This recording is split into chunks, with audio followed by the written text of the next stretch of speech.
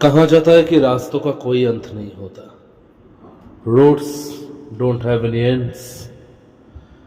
ऐसे बहुत से रास्ते हमारे ज़िंदगी में आते हैं जहाँ हम यादें साथ में लेकर आते हैं, कुछ सीखते हैं, यादें बनाते हैं। लेकिन ऐसे भी कुछ रास्ते ज़िंदगी में हमारे होते हैं जो हमको बहुत ऐसा कुछ दिखाता है जो शायद कोई नॉर्मल इंसान नहीं देखना चाहेगा। ये स्टोरी मेरी खुद की है। मैं वीरेंद्र कुमार, दिल्ली से। वैसे मैं बोलने को तो मैं हरियाणा का हूँ, लेकिन दिल्ली में अपनी डिग्री कोर्स की पढ़ाई कर रहा था। तब मेरा एज कितना भी होगा, नियर अबाउट मेरा एज तब 25 तक होगा। उस टाइम दिल्ली में एक पीजी में रहता था, मैं और मेरा ही कॉलेजमेट शशांक। लेकिन क्या पता था ऐसा भी एक दिन मेरे जिंदगी में आएगा जो मेरे जिंदगी को इधर उधर करके रख देगा। आज भी अगर उस मनहूस दिन के बारे में सोचता हूं तो मेरे रोंगटे खड़े हो जाते हैं। मॉनसून का टाइम था। वैसे बचपन से ही मुझे बरसात का बहुत शौक है। I don't know why it's always looks romantic and everything। और मेरे को लॉन्ग ड्राइव्स बहुत अच्छे लगते हैं ऐसे मॉनसून के टाइम में। सो उस टाइम बारिश बहुत हो रहा था और उस टाइम कॉलेज का भी छुट्टी था। तो मैंने शशांक से बोला, हे शशांक, देख अभी बरसात का टाइम है, चलना यार कहीं हिल स्टेशन होकर आते हैं। हाँ भाई सही बोला है। तो कहाँ चलने का इरादा है बोल। आज अब सोच ही लिया है तो चलना मसूरी चलते हैं। ज्यादा डिस्टेंस तो नहीं है दिल्ली से। अरे वाह, मेरे दिल का बात बोल दिया यार तूने। तो कब निकले? ज्यादा कुछ लेने की तो जरूरत नहीं है, लेकिन जब सोच ही लिया है तो क्यों ना चल कल ही निकल जाते हैं। और बरसात का टाइम हो तो ड्राइव करने में भी मजा आएगा। हाँ दोस्त, चल निकल जाते हैं कल। हम लोग बहुत खुश थे, खुशी से पैकिंग कर रहे थे। कौन जानता था कि ये जर्नी हमारे लिए कितना डरावना और कितना खौफनाक होने वाला है। अगली सुबह एज इट इज बारिश भी हो रहा था। हमने अपने कार में सारी चीजें पैक कर लिए और निकल गए मसूरी की ओर। बहुत टाइम तक लंबा ड्राइव करते करते बहुत से बातें किया। बरसात का टाइम और अरिजीत सिंह के गाने, यार क्या बोले। ऐसे ही चलते चलते बहुत टाइम हो गया तो अचानक मैंने मैप में देखा कि सामने एक छोटा सा रेस्टोरेंट है। हे शशांक, यार बहुत टाइम से ड्राइविंग कर रहा हूँ, चल ना यार थोड़ा एनर्जी बूस्ट अप कर लेते हैं रेस्टोरेंट में जाकर। और वैसे भूख भी बहुत लगी है। हाँ भाई चल साइड करते हैं। वैसे भी हम हाईवे में बहुत देर से चला रहे हैं। आई डोंट थिंक आज रात तक हम मसूरी पहुंच पाएंगे। हमको कहीं पे नाइट स्टे करना होगा। ऐसे बात करते हुए हम दोनों गए उस रेस्टोरेंट पे। वैसे वो रेस्टोरेंट ज्यादा बड़ा नहीं था, छोटा सा एक रेस्टोरेंट था। बस कुछ कस्टमर्स थे और हम लोग थे। एक बूढ़ा सा आदमी हम दोनों के पास आया और आकर बोला कि बेटे क्या चाहिए बोलो। हम लोगों ने सोचा कि ज्यादा ओवर ईटिंग करना अच्छा नहीं होगा, तो लाइट वेट का कुछ खाना ले लिया। रोटी और थोड़ा चिकन करी ले लिया हमने। हमारा ऑर्डर लाते ही वो बुढ़ा सा आदमी हमको बोलने लगा, बेटे क्या तुम दोनों पहाड़ों की तरफ जा रहे हो? हाँ दादाजी, हम तो पहाड़ की तरफ ही जा रहे हैं। और वैसे भी आज बहुत लेट हो चुका है तो आई डोंट थिंक आज तक हम पहुंच पाएंगे। क्या सामने यहाँ कोई होटल वगैरह होगा जहां पे हम नाइट स्टे कर सकते हैं? बेटे सामने एक होटल तो है, लेकिन उस होटल में तुम लोग रुकना मत। क्यों? हम लोग क्यों ना रुके? अरे यार पैसे हैं हमारे पास, बात पैसों की नहीं है बेटा।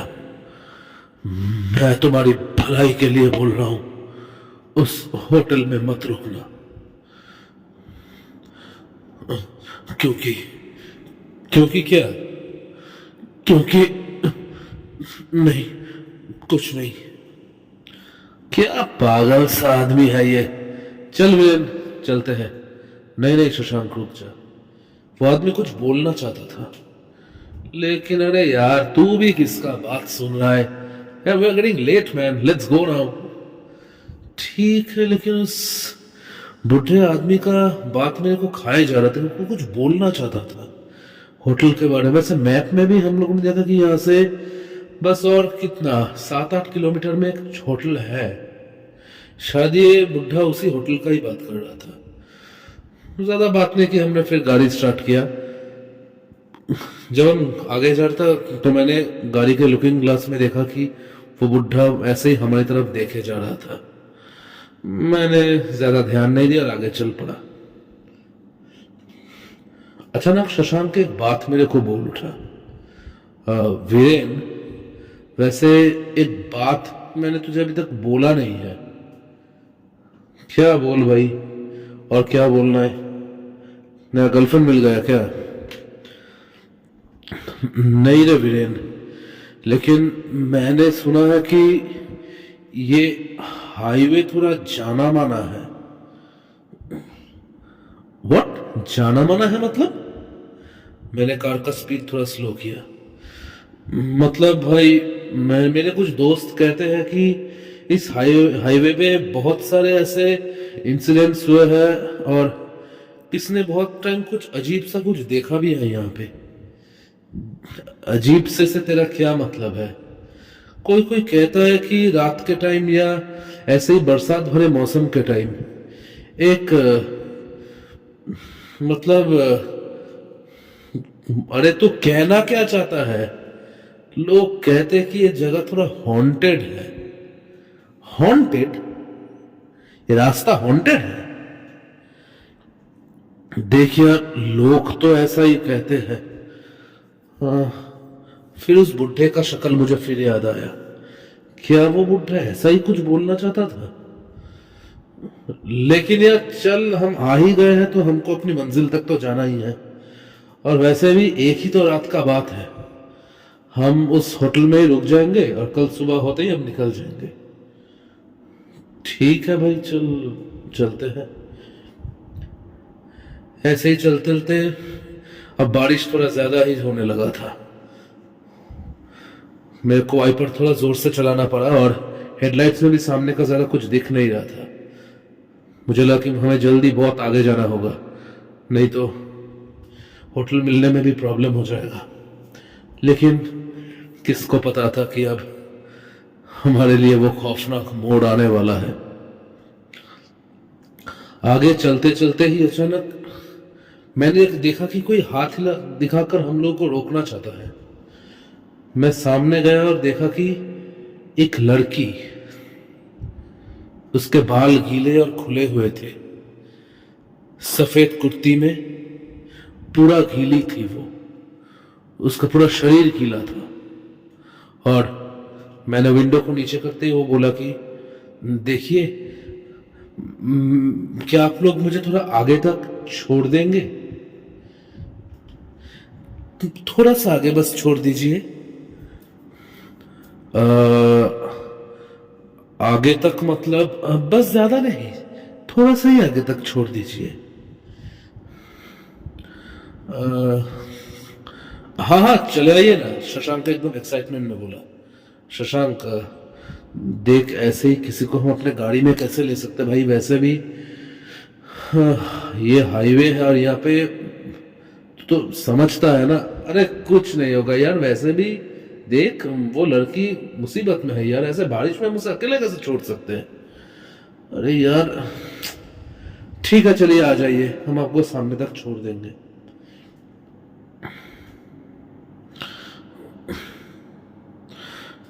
उसको पीछे के सीट पे हम लोगों ने बिठा दिया और हम गाड़ी लेकर आगे चलने लगे।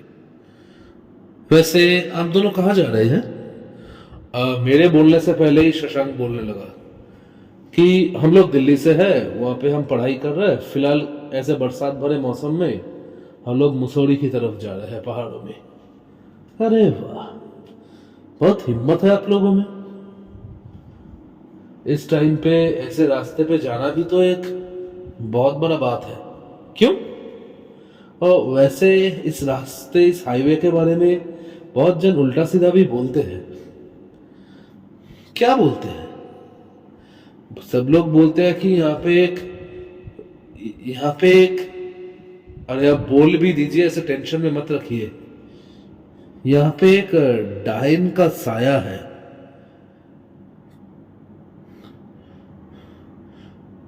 मैंने सडन ब्रेक लगाया। आप कहना क्या चाहती है? एक्चुअली ऐसा तो मैंने सुना है। देखिए, आपको कहां तक छोड़ना है पहले बोलिए। ऐसे फालतू बकवास मत कीजिए, हम लोग को जाना है। ऐसे उल्टा सीधा बातें मत कीजिए।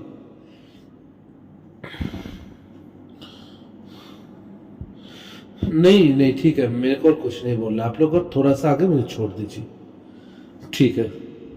पता नहीं क्यों इस लड़की का पीछे बैठे रहना मेरे को अच्छा नहीं लग रहा था। मैं ड्राइव तो कर रहा था कंसंट्रेट देकर, लेकिन किसी भी तरह मैं कंसंट्रेशन नहीं दे पा रहा था। बार बार मेरा आंखें उस लड़की की तरफ जा रहा था। मुझे ऐसा लग रहा था कि जैसे मानो ये लड़की सही नहीं है। मेरे को एक अजीब तरह का वाइब आ रहा था। थोड़ा आगे जाकर ही अचानक बस हो गया, काम खत्म। एक हराम सा आवाज होकर देखा कि कार एक साइड से दब चुका है। अरे क्या हुआ वीरेन? अरे शशांक, क्या बोलूं यार, लगता है कार का टायर पंक्चर हो चुका है। ओह शिट, अरे अरे, कार का टायर पंक्चर हो गया। हाँ, अब क्या किया जा सकता है। अभी यार बारिश थोड़ा कम है, चल अभी थोड़ा चेंज कर लेते हैं टायर को। वैसे हम दोनों बाहर आए। क्या आप बाहर नहीं आएंगे? नहीं, मैं अंदर ही। देखिए, अगर आप अंदर बैठे रहेंगे तो हम टायर ठीक नहीं कर पाएंगे। नहीं नहीं, आप लोग कर लीजिए, मेरे लिए कोई दिक्कत नहीं होगा। मैंने ज्यादा दिमाग नहीं लगाया और टायर बदलने में लग गया। लेकिन सच में एक इंसान के बैठे रहने पर भी उसका वजन का मुझे कोई फील ही नहीं हुआ। मालूम ही नहीं चला कि अंदर कोई बैठा है। ठीक है, किसी भी तरह हमने टायर तो बदल लिए। हम कार स्टार्ट करने ही वाले थे कि अरे अरे, वो लड़की कहां गई? वो लड़की कहां गई? अरे वो तो पीछे ही बैठी थी। शशांक, वो कहां गई? हो सकता है शायद वो हमें ज्यादा दिक्कत नहीं देना चाहती थी और इसलिए घर चली गई। लेकिन अब वीरेन देख, फिर से शायद बारिश होने वाला। यार देख, जल्दी चल, होटल चलते हैं। हाँ हाँ हाँ, जल्दी बैठ जा। और कोई बात बगैर कि हम लोग बैठ गए। अब जोर से मैंने गाड़ी चलाया और कुछ ही देर में हम लोग होटल में पहुंच गए। इस होटल का नाम है होटल हाईवे क्वीन। वाह, कमाल का नाम है, हाईवे क्वीन, हाईवे की महारानी। चल वीरेन, चलते हैं। मैंने सोचा कि शायद अभी रश होगा, अभी बरसात का टाइम है, बहुत सारे, लेकिन ये क्या, ये होटल तो पूरा ही खाली लग रहा है हमको।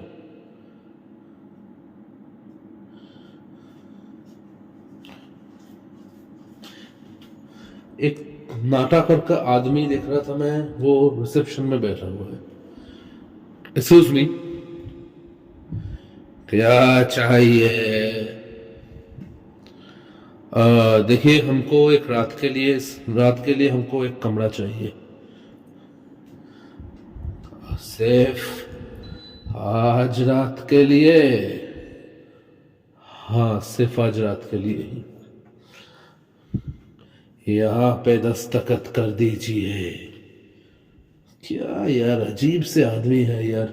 एक तो वो बुढ़ा, एक वो अजीब सी लड़की, और अब ये पता नहीं कि अब शायद मैनेजर होगा।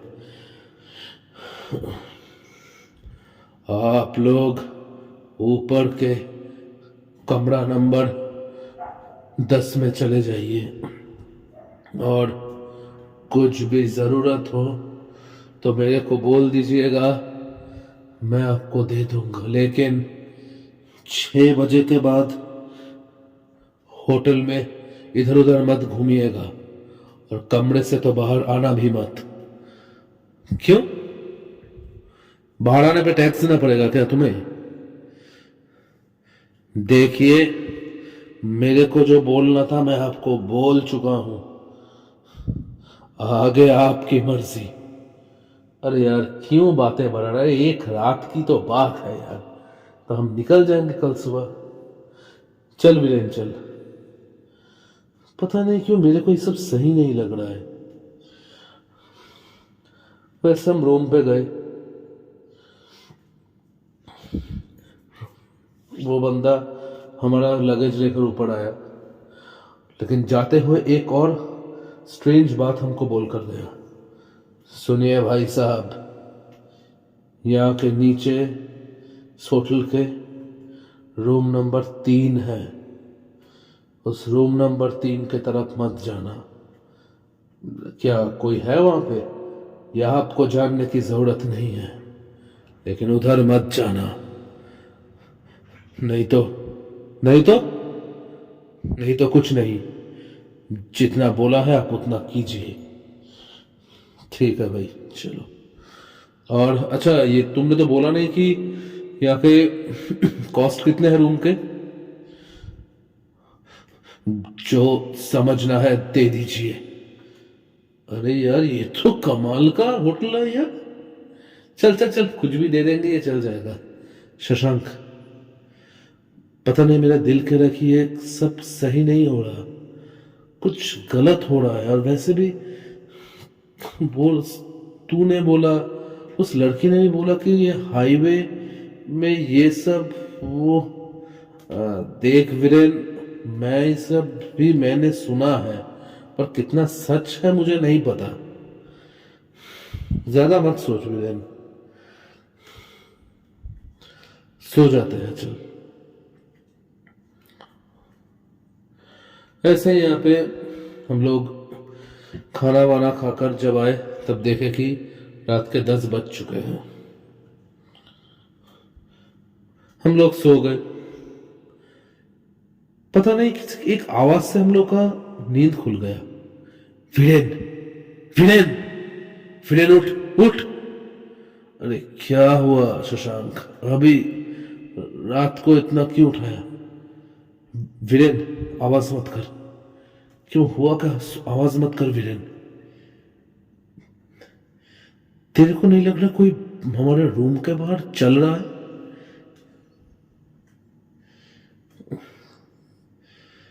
चल रहा है। मैंने अपने ईयर्स को थोड़ा नजदीक लेकर गया डोर के। हाँ, मेरे को भी लग रहा है कि कोई यहां पे चल रहा है। क्या ये वो मैनेजर वाला आदमी होगा? नहीं, वो तो नहीं है, वो तो चला गया था। तो ये कौन हो सकता है? क्या बोलता है? देखे, पर उसने हमको बोला था कि रात के समय रूम से बाहर नहीं आने के लिए। अरे यार, अगर ये कोई चोर बदमाश हुआ तब तो हम प्रॉब्लम में फंस जाएंगे। ठीक है चल बाहर चलते हैं।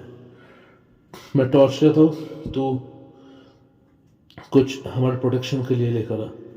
मैंने देखा कि इस रूम के एक कबर्ड के पीछे एक छोटा सा लकड़ी पड़ा हुआ है, मैं वही लिया। मैं बाहर गया तो देखा कि जैसे कोई एक मोमबत्ती लेकर सामने से चला गया। हे, कौन है उधर? कोई आवाज नहीं आया। वो शख्स आगे चलता ही जा रहा था। कौन है उधर? हमारा कोई जवाब नहीं आया। शशांक अचानक देखा कि मैं उस मोमबत्ती की रोशनी को फॉलो करके आगे जा रहा था। शशांक, शशांक आगे मत जा भाई, शशांक कोई खतरा हो सकता है, आगे मत जा। लेकिन शशांक जैसे अपने वश में नहीं था, जैसे कोई उसे खींच रहा हो और वो आगे जा रहा हो। शशांक, शशांक रुक जा। मजबूरन मुझे भी उसके पीछे जाना पड़ा। पीछे जाते जाते देखा कि शशांक धीरे धीरे इस होटल के नीचे के बैक साइड में जा रहा है। वहां पे एक रूम है, उस रूम के ऊपर लिखा है नंबर 3। शशांक देख, उस आदमी ने बोला था इस रूम के बाहर नहीं आने के लिए, रूम में कुछ नहीं करने के लिए। शशांक चल, हम लोग अपने रूम में चलते हैं। शशांक चल। लेकिन शशांक ने मेरी एक ना सुनी और वो उस रूम में चला गया। मैं भी उसके पीछे गया। पीछे जाकर देखा कि उस रूम के एक साइड में एक छोटा सा कैंडल रखा हुआ है। क्या हो सकता है? लाइट्स जलाने की कोशिश की लेकिन लाइट्स नहीं जल रहे थे। पता नहीं इस रूम को बंद क्यों रखा गया है। मैं उस कैंडल को थोड़ा इधर उधर किया, सामने देखा कि एक फायर प्लेस है, उसके ऊपर एक बड़ा सा पेंटिंग है। पेंटिंग नहीं, ये किसी की तस्वीर है।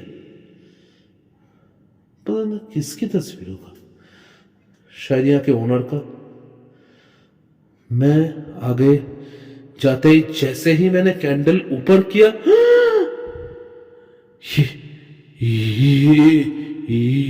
ये मैं क्या देख रहा हूं? क्या क्या क्या क्या कैसे हो सकता है ये मैं क्या देख रहा हूं? मैंने देखा कि एक लड़की की तस्वीर है वो, और ये उसी लड़की की तस्वीर है जो हमसे लिफ्ट मांगी थी रास्ते में। ये उसी लड़की की तस्वीर है जो हमसे लिफ्ट मांगी थी रास्ते पे, और नीचे लिखा है इन loving memory of my daughter queen. ये मैंने पढ़ा और नहीं। अचानक पीछे एक आवाज हुआ। मैं पीछे मुड़ा तो देखा शशांक एकदम जमीन पे लेटा हुआ था। मैंने बोला शशांक शशांक शशांक, यहाँ पे कुछ गड़बड़ है, शशांक चल हम लोग यहां से निकलते हैं। लेकिन शशांक उठा नहीं, जैसे कि वो बेजान हो गया था। मैं उसे उठाकर ले जाने की कोशिश करने ही लगा कि बाहर बिजली और जोर से तूफानों की आवाज आने लगी। ये क्या हो रहा है? ये क्या हो रहा है? ये क्या है ये सब? और तभी मेरे सामने आई वो सफेद कुर्ती में।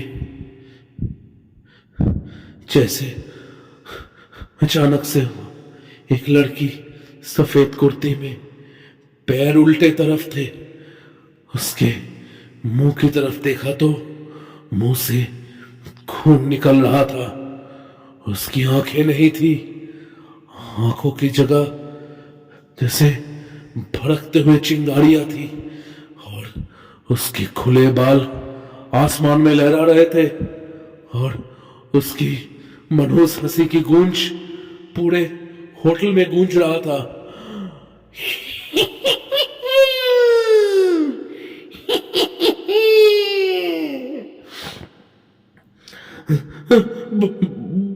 कौन हो तुम? कौन हो तुम? कौन हो तुम? मुझे नहीं पहचाने? मुझे नहीं पहचाने तुम? जब मैंने देखा ये तो वही लड़की है जो हमसे लिफ्ट मांगे थी सुबह, और इसकी तस्वीर यार ये लड़की जिंदा नहीं है? मैं जिंदा नहीं, मैं ही वो प्रेत आत्मा हूं, मैं ही वो डायन हूं। पर पर पर हमने क्या किया है? तुम सब शहर वाले एक जैसे होते हो। तुम लोगों में इंसानियत तो दूर की बात, थोड़ा सा दया भी नहीं है किसी के लिए।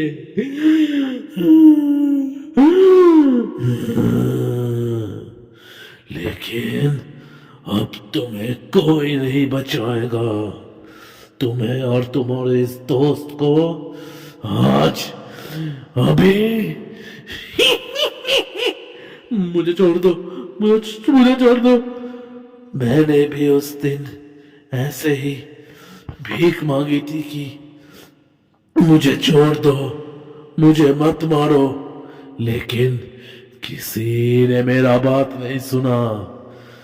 और आज तक 24 होटल में आया है, उनमें से किसी को भी मैंने जिंदा नहीं छोड़ा। मैंने देखा कि उसका बड़ा सा कंकाल जैसा हाथ मेरे सामने आ रहा है। उसका हाथ ने मेरे गर्दन को दबोच लिया। छोड़ दो, देखो मैंने कोई गलती नहीं की, मुझे छोड़ दो। मैंने क्या किया? मैंने क्या किया? मुझे छोड़ दो।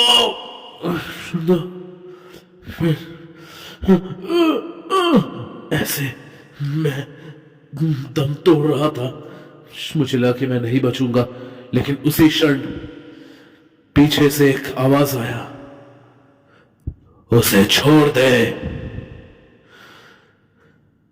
पीछे देखा तो ये वो होटल वाला बूढ़ा आदमी था। मेरे पीछे एक आग से भरी मशाल लेकर वो खड़ा था। वो डायन उसकी तरफ देखकर बोलने लगी, चला जाओ, चले जाओ यहां से। जो अन्याय मेरे साथ हुआ उसके लिए सबको भुगतना पड़ेगा। जो भी शहर से इस होटल में आएगा उसे मैं मार डालूंगी, मार डालूंगी। देखो, मैं मानता हूं तुम्हारे साथ अन्याय हुआ था, लेकिन इन बच्चों का इसमें कोई कसूर नहीं है। तुम उन्हें छोड़ दो, तुम उन्हें छोड़ दो। अब मैं किसी को नहीं छोड़ूंगी। बेटा, बेटा, तुम्हें किसी भी तरह उस फोटो में आग लगाना होगा। उसकी सारी शक्ति उस फोटो से जुड़ा हुआ है। अगर उस फोटो में तुम आग लगा दोगे तो यह भी जल के भस्म हो जाएगी। जो भी आज तक ये करने को आया है उसने उसे नहीं करने दिया। मुझे लगा कि अब यही एक रास्ता है, और मैं कुछ कर नहीं बता, अचानक उसने एक और हाथ से मेरे गले को दबोच लिया। मुझे लगा कि अब अगर मैंने कुछ नहीं किया तो अब मेरा बचना नामुमकिन है। मैंने अपने शरीर के सारे शक्तियों को एक किया और पास के टेबल में रखा हुआ कैंडल को हाथ में लेकर जोर से फेंका उस फोटो के ऊपर। देखते ही देखते पलक झपकते उस फोटो में आग लग गया। वो ताकतवर कंकाल जैसे हाथ मेरे गले को छोड़ दिए और उनमें भी आग लग गया। मेरे ही सामने वो दुष्ट प्रेतात्मा जल के भस्म हो गई। धीरे धीरे शशांक भी होश में आने लगा। बेटा, अपने सामान ले लो और निकलो यहां से, यहां से निकलो, यहां से निकल जाओ। हम किसी भी तरह अपने सामान लेकर बाहर आ गए होटल के।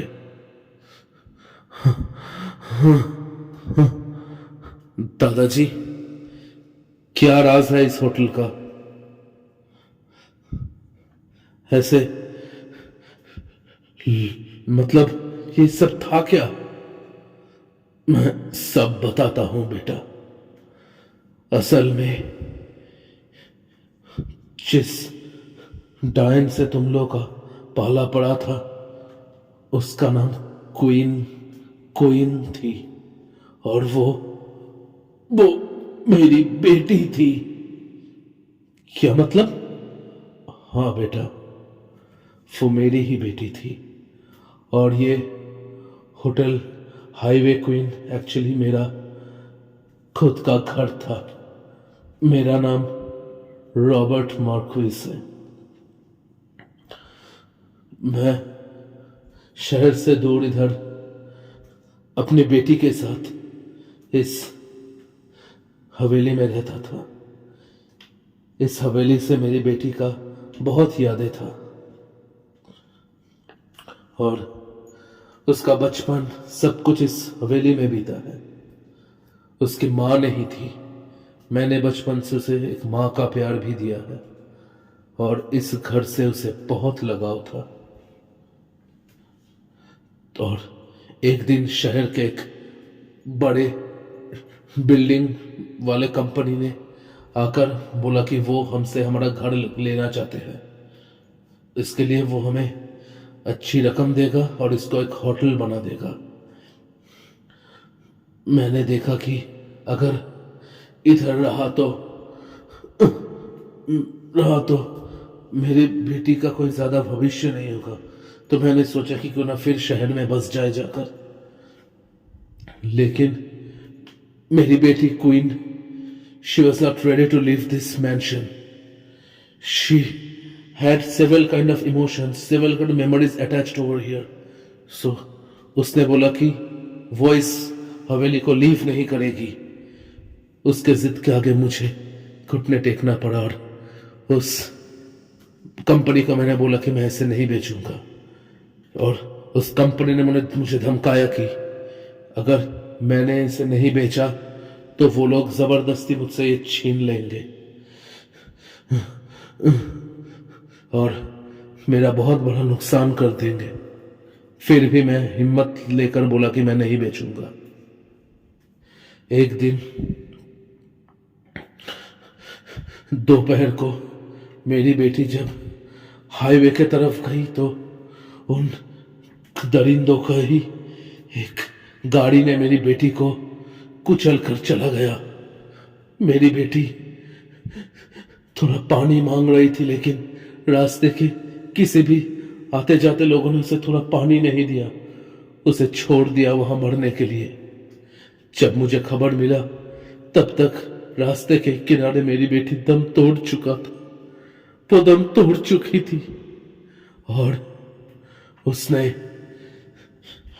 मरने से पहले मैंने सुना कि वादा किया था कि जो भी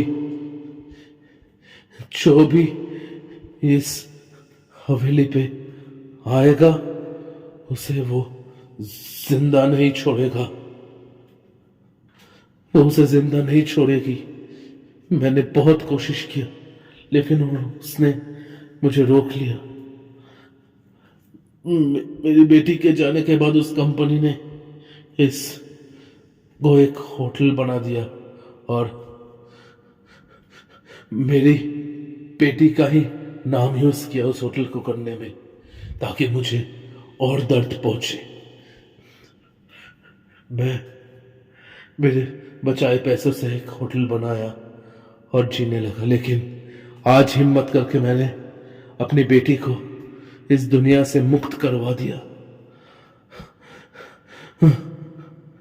बेटा, एक वादा करो मुझसे तुम दोनों कि अगर किसी को मदद की सख्त जरूरत होगा तो तुम लोग उसकी मदद करोगे, उसको रास्ते में फेंक कर नहीं जाओगे।